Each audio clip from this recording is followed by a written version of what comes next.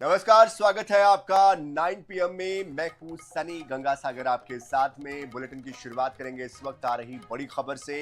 प्रधानमंत्री नरेंद्र मोदी ने रविवार की शाम 7 बजे करीबन एक और इंस्टाग्राम रील के जरिए एक नया वीडियो संदेश शेयर किया है। इसमें उन्होंने कहा है कि फ्रेंड्स, स्टूडेंट्स के भविष्य के लिए सरकार लगातार कदम उठा रही है। जिन लोगों ने स्टूडेंट के भविष्य के साथ खिलवाड़ किया है वो जेलों में सड़ रहे हैं। हमने फास्ट ट्रैक कोर्ट बना दिए हैं। हम कल संसद में कठोर सजा के साथ प्रावधान ला रहे हैं, लेकिन हमें भविष्य के बारे में भी सोचना है।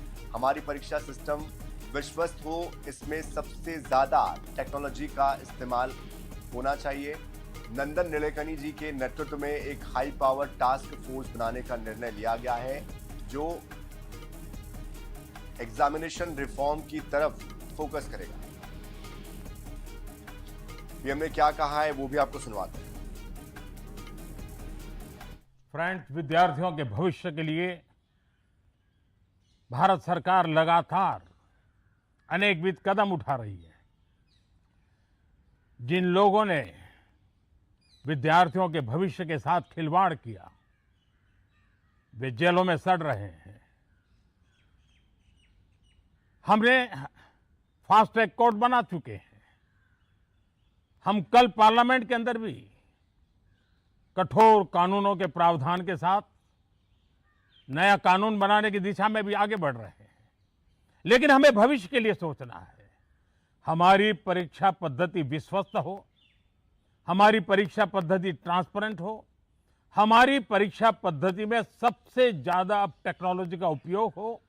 इन सारी बातों को ध्यान में रखते हुए विश्व प्रसिद्ध टेक्नोलॉजी एक्सपर्ट श्रीमान नंदन नीलेकनी जी के नेतृत्व में एक हाई पावर टास्क फोर्स बनाने का निर्णय किया है जो एग्जामिनेशन रिफॉर्म की तरफ फोकस करेगा और जल्द से जल्द आने वाली परीक्षाओं की विश्वसनीयता को सुनिश्चित करने का काम इसके रिपोर्ट के आधार पर कर दिया जाएगा। बहुत बहुत धन्यवाद। केंद्र सरकार पब्लिक एग्जामिनेशन यानी कि prevention of unfair means amendment bill सोमवार को लोकसभा में पेश करने जा रही है। ये बिल 2024 के एग्जिस्टिंग कानून के संशोधन को लेकर लाया जा रहा है और परीक्षाओं में पेपर लीक, अनुचित साधनों को लेकर सख्त कार्रवाई का प्रावधान इसमें तय किया गया है। बिल के अनुसार सामान्य अपराधों के लिए 5 से 10 साल तक की जेल, 50 लाख रुपए तक का जुर्माना लगेगा। संगठित तौर पर गिरोह बनाकर जो अपराध किए जाते हैं पेपर लीक के, उसमें 7 साल की जेल, 10 करोड़ रुपए तक का भारी जुर्माना प्रस्तावित है।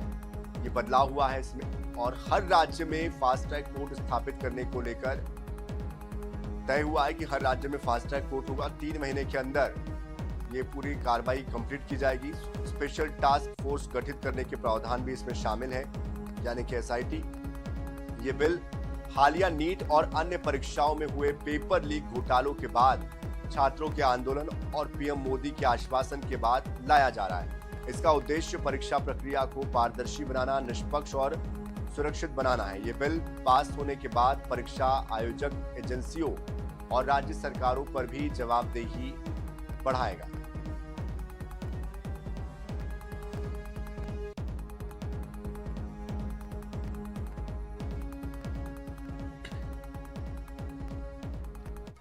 तो केंद्रीय शिक्षा मंत्री धर्मेंद्र प्रधान का इस्तीफा तो हो गया है, लेकिन सियासत अब भी जारी है। नेता प्रतिपक्ष राहुल गांधी ने गृह मंत्री अमित शाह को एक पत्र लिखा है, चिट्ठी लिखी है और इसमें राहुल गांधी ने 2 सवाल पूछे। पहला, प्रदर्शनकारियों पर पैलेट गन चलाने का आदेश किसने दिया था? और दूसरा, सामान्य कपड़ों में आए हुए जिन लोगों ने लाठीचार्ज इन बच्चों पर किया था वो पुलिसकर्मी थे या फिर वॉलंटियर्स थे? कौन था? उनकी तैनाती किसने की है? राहुल ने यह भी कहा कि स्टूडेंट से बात करने के बजाय सिक्योरिटी फोर्स ने उन्हें पीटा क्यों? आंसू गैस के गोले क्यों छोड़े गए? सैकड़ों लोग गंभीर रूप से घायल हैं। 19 साल के छात्र साहिल लोचप की एक आग तक चली गई है। वहीं प्रदर्शन खत्म होने के बाद सीजेपी के प्रवक्ता सौरभ दास और आशुतोष टाका जेपी नड्डा से मुलाकात करने भी पहुंचे थे और उनके सामने ही देश में शिक्षा सुधार के लिए 5 मांगे रखी गई थी। इनमें पेपर लीक के मामले में 10 साल की सजा, दोषियों की संपत्ति को जब्त करना, नया नेशनल टेस्टिंग कमीशन बनाने और नियुक्तियों की स्वतंत्रता के बारे में कहा गया है।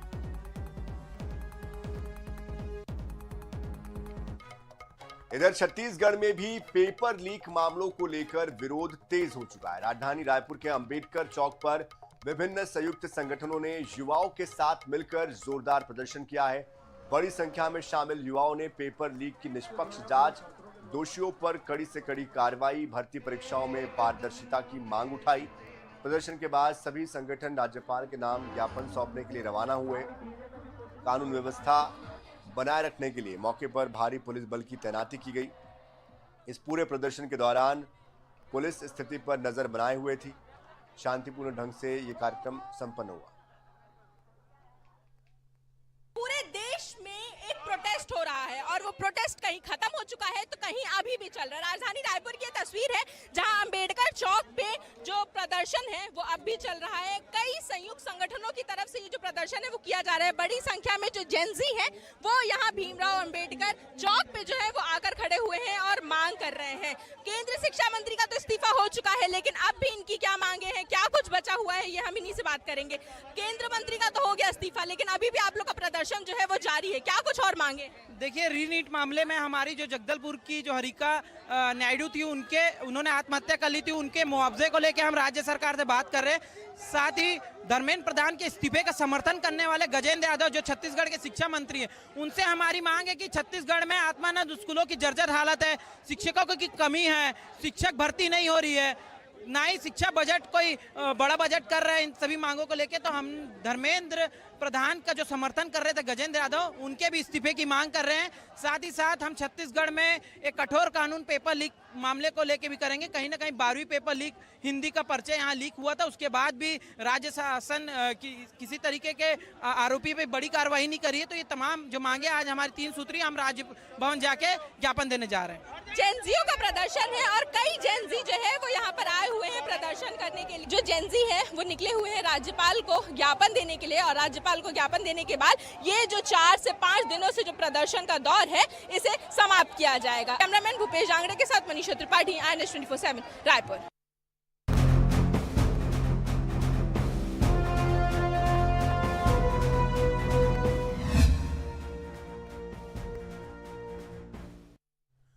और अब बात दतिया में प्रशासनिक कसावट की। तो दतिया में उपचुनाव होने हैं और इसको लेकर भाजपा कांग्रेस ने कमर कस ली है। भाजपा ने पूर्व गृह मंत्री नरोत्तम मिश्रा का टिकट काटकर आशुतोष तिवारी को टिकट दिया है। वहीं कांग्रेस ने घनश्याम सिंह को अपना उम्मीदवार बनाया है। दोनों पार्टियों के दिग्गज नेता पूरे दमखम के साथ प्रचार प्रसार में जुटे हुए हैं। इस बीच मध्य प्रदेश प्रशासन ने बड़ा फैसला लिया है। प्रशासन ने दतिया के 14 पुलिस अधिकारियों को तबादला कर दिया है। डीजीपी ने 14 अधिकारियों के नई पदस्थापना के लिए आदेश जारी कर दिए हैं। बता दें कि यह कार्रवाई भारत निर्वाचन आयोग के पत्र के बाद की गई।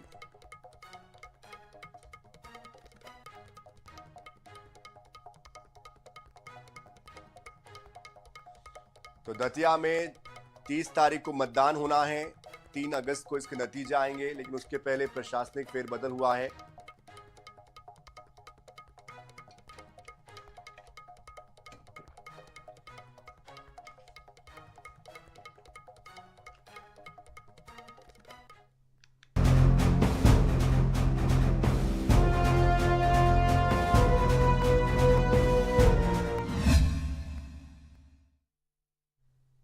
नहीं देंगे टोल, जी हाँ। और ये खबर कहां से है? ये खबर उत्तर प्रदेश से है। उत्तर प्रदेश के झांसी मऊ रानीपुर मार्ग से है, जहां पर लोहारी टोल प्लाजा पर भाजपा नेता और टोल कर्मचारियों के बीच विवाद हो गया। पूर्व सांसद प्रतिनिधि संजू बरसैया सहित कई नेता टोल शुल्क में छूट की मांग कर रहे थे। उनका यह दावा था कि इस वाहन से केंद्रीय मंत्री वीरेंद्र कुमार को रेलवे स्टेशन तक छोड़ा गया था और इसीलिए टोल नहीं लिया जाना चाहिए। कर्मचारियों ने नियमों का हवाला देते हुए उन्हें बिना शुल्क वाहन छोड़ने से इनकार कर दिया और विवाद के दौरान दोनों पक्षों में तीखी बहस हो गई, नोकझोंक हो गई, फोनबाजी हो गई, वीडियो कॉल तक कर दिया गया। वाहन की हवा निकालने की बात सामने आई। फिलहाल ये नोकझोंक जिस तरह से हुई है, इस घटना का वीडियो सोशल मीडिया पर तेजी से वायरल हो रहा है। किस तरह का ये वीडियो है, किस तरह से सत्ता की हनक दिखाने की कोशिश इन कार्यकर्ताओं ने की है, जरा आप भी देखिए।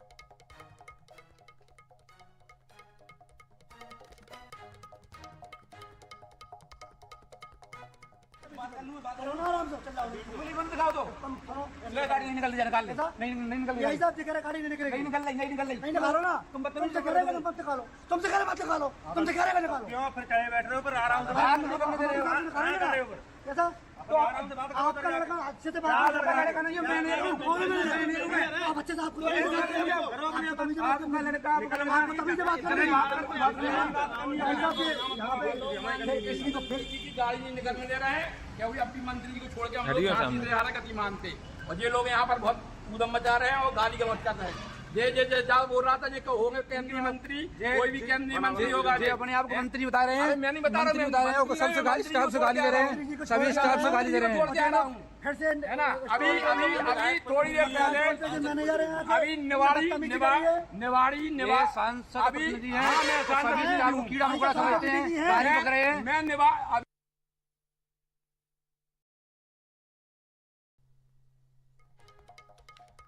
तो ये भी बड़ी विचित्र स्थिति है कि देश में आम नागरिकों से हर जगह पर टैक्स वसूला जाता है, टोल वसूला जाता है, हर नियम कानून उसके लिए बनते हैं, लेकिन नेताओं और कार्यकर्ताओं को इस बात से दिक्कत है। आखिर सबके साथ न्याय कब तक होता है, कब इस बात को लेकर संज्ञान लिया जाता है, ये भी देखना होगा। बहरहाल बढ़ते अगली खबर की ओर, जो भोपाल से है, जहां पर साइबर ठगी का अब तक का सबसे बड़ा मामला सामने आया है। यहाँ पर एक बुजुर्ग को फर्जी ट्रेडिंग ऐप के नाम पर करोड़ों रुपए की ठगी का शिकार बनाया गया है। आरोपियों ने 1600 गुना, एक दो गुना भी नहीं, 1600 गुना, 100 गुना भी नहीं है, ये तो 1600 गुना मतलब आप समझिए इस तरह का लालच दिया, झांसा दिया और वो भी बुजुर्ग को दिया और उनके जाल में ये बुजुर्ग फंस भी गए और अपने जीवन भर की कमाई को 3 करोड़ 91 लाख रुपए को उन्होंने इनके हाथों गंवा दिया। इनसे ये ठग लिए गए। बताया जा रहा है कि पीड़ित 26 मई से लगातार ठगों के संपर्क में थे। मामले की शिकायत के बाद साइबर सेल में अब इस मामले की जांच की जा रही है। पुलिस ने कार्रवाई करते हुए 1 करोड़ रुपए की रकम होल्ड करवा दी है। अब ठगों के नेटवर्क, फर्जी ट्रेडिंग ऐप की पड़ताल की जा रही है। तो 4 करोड़ रुपए की राशि लगभग इनकी चली गई है।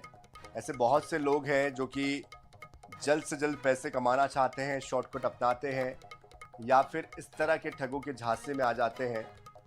ऐसे लोगों पर विश्वास बिल्कुल भी ना करें। इस तरह की खबरें ये पहली दफ़ा नहीं आ रही, इसके पहले भी कई मर्तबा इस तरह की खबरें आ चुकी है। बावजूद इसके कोई इससे सबक नहीं ले रहा है और इसी का फ़ायदा ये जो ठग है ये उठा रहे हैं। अनजान नंबरों से आने वाले फ़ोन कॉल, अनजान किसी भी तरह के ऐप, इन पर जाने से बचें, इनके डाउनलोड करने से बचें। 1930 हेल्पलाइन नंबर पर आप कॉल कर सकते हैं अगर आप ठगी का शिकार हो जाते हैं तो। लेकिन अमूमन सतर्कता अगर आप बरतेंगे तो आपको ये नौबत नहीं आएगी, क्योंकि जिस तरह की स्थितियां बनी हुई हैं, साइबर ठग आपको AI के जरिए भी कॉल कर सकते हैं। ऐसे में आपको अपनी समझदारी और सूझबूझ दिखानी है। बढ़ते आगे, सीतापुर जिले में सराफा कारोबारी से दिन दहाड़े 1 करोड़ के आभूषणों की उठाईगिरी का मामला सामने आया है। दरअसल नेशनल हाईवे 43 से सटे हुए काशी विश्वनाथ ज्वेलर्स के संचालक अरुण सोनी अपनी दुकान का ताला खोल ही रहे थे और इसी दौरान अपना बैग उन्होंने स्कूटी में टांग दिया और छोड़ दिया थोड़े समय के लिए, जब तक कि वो शटर खोलते, दुकान खोलते। अमूमन दुकानदार ऐसा करते भी है। तभी अचानक से बाइक सवार वहां पहुंचते हैं। ये बदमाश कारोबारी के बैग को लेकर मौके से फरार हो जाते हैं। घटना के बाद पूरे इलाके में हड़कंप मच जाता है। स्थानीय लोगों का कहना है कि इससे पहले भी इलाके में ऐसी कई वारदातें हो चुकी है, लेकिन अब तक कोई खुलासा नहीं हुआ है। फिलहाल पुलिस आरोपियों की तलाश कर रही है।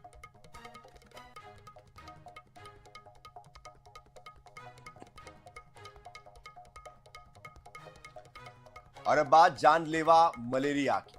बरसात का मौसम है, ऐसे में सतर्कता बरतना बेहद जरूरी है। कांकेर का ये मामला है जहां पर मलेरिया से 9 साल के 2 छात्रों की मौत हो गई।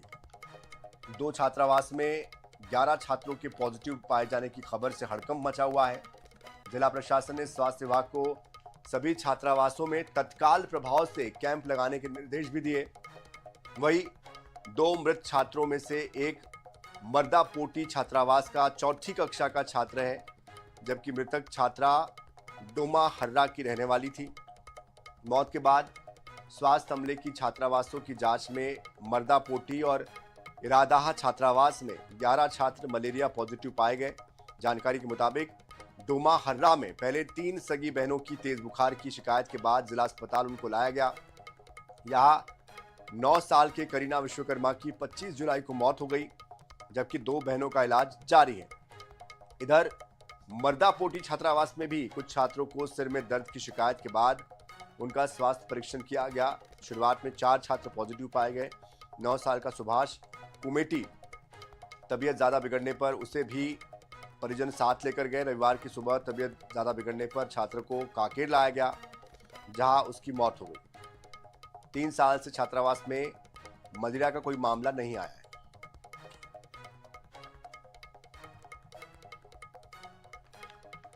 कटनी की धरती पर बना इंजीनियरिंग का ऐसा चमत्कार जो कि आने वाले सालों में विंध्य और महाकौशल की तस्वीर को बदल सकता है।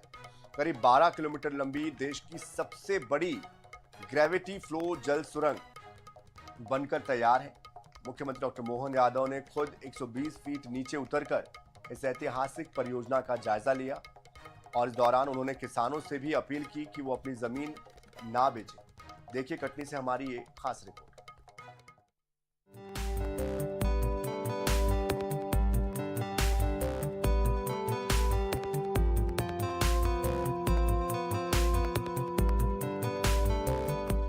एक 120 फीट नीचे विशाल चट्टानों को चीरती हुई लगभग 12 किलोमीटर लंबी यह जल सुरंग सिर्फ कंक्रीट और मशीनों का ढांचा नहीं, बल्कि विंध्य और महाकौशल के लाखों किसानों की उम्मीदों की नई राह है।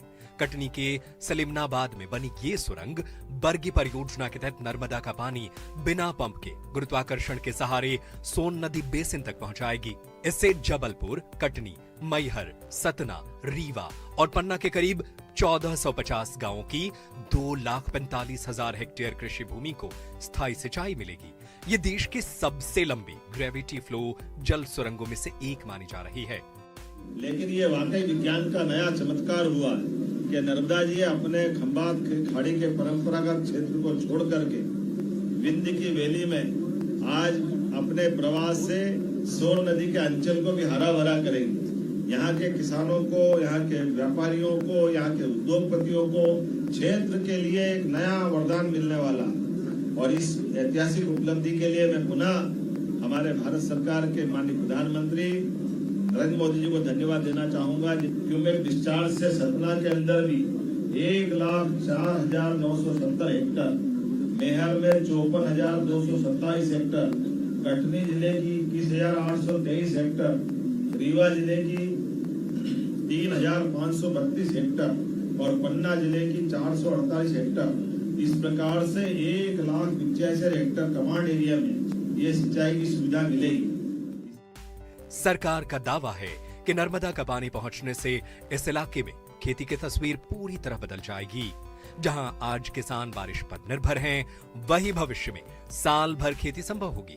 इससे फसल उत्पादन बढ़ेगा, किसानों की आमदनी में इजाफा होगा और ग्रामीण अर्थव्यवस्था को नई गति मिलेगी। करीब 1,600 करोड़ रुपए की लागत वाली इस परियोजना में केंद्र सरकार का भी आर्थिक सहयोग रहा। विशेषज्ञों के मुताबिक सुरंग को इस तरह तैयार किया गया है कि यह करीब 100 वर्षों तक सुरक्षित रहेगी और बड़े भूकंप का भी इस पर असर नहीं पड़ेगा। लेकिन मुझे इस बात की प्रसन्नता है, जब संकल्प बड़ा होता है तो परमात्मा का आशीर्वाद भी हरा भरा करता है, आनंद से सराबोर करता है। और मन की पवित्रता से किए गए काम में हमको निश्चित रूप से भगवान राम का आशीर्वाद मिलता है। ये हमारा चित्रकूट का क्षेत्र, सतना का पूरा पर्वत अंचल, विंध्य की वैली, ऐसे में पन्ना, कटनी, सतना, मैहर और रीवा 5 जिलों के अंदर क्षेत्र के लगभग हमारे 2.5 लाख से ज्यादा क्षेत्र में सिंचाई का रकबा होगा। उद्योग और पीने के गांवों के पानी की समस्या का समाधान होगा। मुख्यमंत्री ने इस परियोजना को सिर्फ सिंचाई का साधन नहीं, बल्कि मध्य प्रदेश की इंजीनियरिंग क्षमता का प्रतीक बताया। उनका कहना है कि आने वाले समय में इंजीनियरिंग संस्थानों में इस परियोजना का अध्ययन केस स्टडी के रूप में किया जाएगा। इस सुरंग की सबसे बड़ी खासियत यह है कि पहली बार नर्मदा का जल गुरुत्वाकर्षण के सहारे गंगा बेसिन के सोन नदी क्षेत्र तक पहुंचेगा। इससे सिंचाई के साथ साथ पेयजल, ग्रामीण विकास और भविष्य में जल विद्युत उत्पादन की संभावनाओं को भी मजबूती मिलेगी। चुनौतियों वाला स्थान है, जैसे मैंने कहा, पूरे देश तो क्या दुनिया के लोग इसकी केस स्टडी करने आएंगे, क्योंकि चट्टाने काटने के लिए मशीन तो बनाई जा सकती। खास बात, इसी प्रकार के भूकंप में आने के बावजूद भी ये किसी भूकंप से प्रभावित नहीं होगी। अंदर का निर्माण भी 100 साल तक भी यथावत रहेगा, ऐसा कंक्रीट का निर्माण बनाया गया। सभी प्रकार के सुरक्षा के मानकों का ध्यान रखा गया। मुझे संतोष है इस बात का कि ये जो पवित्र कार्य हुआ, वाकई ये इंजीनियरिंग का कमाल है। मध्य सरकार और माननीय भारत सरकार के माध्यम से दुनिया के लोगों को आकर देखने का और क्षेत्र की बड़ी आवश्यकता की पूर्ति करने का एक नया संकल्प और नया उदाहरण बने। कटनी की यह सुरंग सिर्फ एक निर्माण परियोजना नहीं, बल्कि उस सोच का प्रतीक है जिसमें पानी के जरिए खेत, किसान और पूरे क्षेत्र की अर्थव्यवस्था को नई पहचान देने की कोशिश की जा रही है। खेती, पेयजल और ग्रामीण विकास के लिहाज से इसे मध्य प्रदेश की सबसे महत्वपूर्ण परियोजनाओं में माना जा रहा है। सरकार को उम्मीद है कि यह सुरंग आने वाले वर्षों में इस पूरे क्षेत्र की तस्वीर और तकदीर दोनों बदल देगी। Bureau report, INH news, Bhopal.